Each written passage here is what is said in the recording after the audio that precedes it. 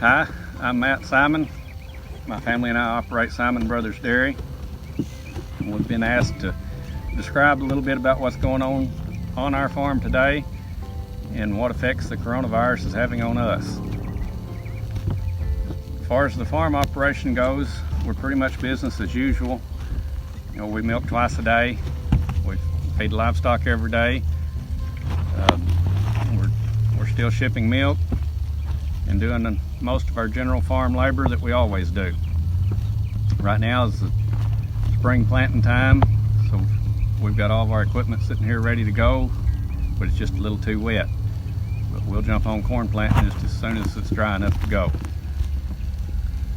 As far as the coronavirus goes, we're kind of like everybody else. We're staying real close to home.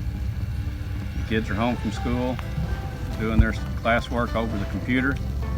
One of the more challenging things that's come about with it is sourcing our feed products that we purchase. The price on all of our purchased ingredients has gone up quite a bit since the coronavirus situation has come about.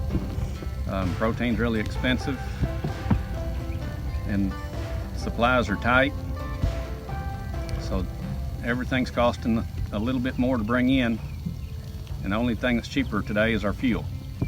I know that the dairy demand in the grocery store is still extremely high, and at the same time the stores are putting on product limits as to what you can purchase. That doesn't really seem like it can happen that way, but for some reason it is. The only thing I know is that with our logistical situation in this country that we've adopted over the past several years, the industry is not flexible enough to get the product in the hands of the consumer at the rate that the consumer is willing to buy it right now. I know things are different today than they were years ago, not only with milk, but with all foods in this country, which are produced a long way from the consumer.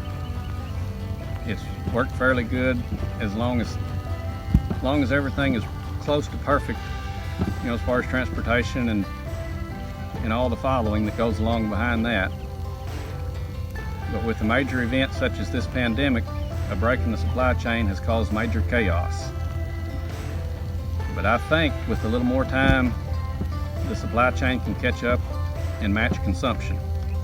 However, when we do get this pandemic behind us, it may be time to take a look at our food regulation system to see what can be done to prevent these shortages in the future,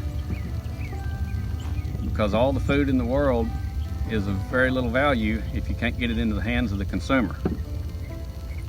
But rest assured, the raw product is in this great country of ours, and as Americans, we will get through this pandemic. Thank you.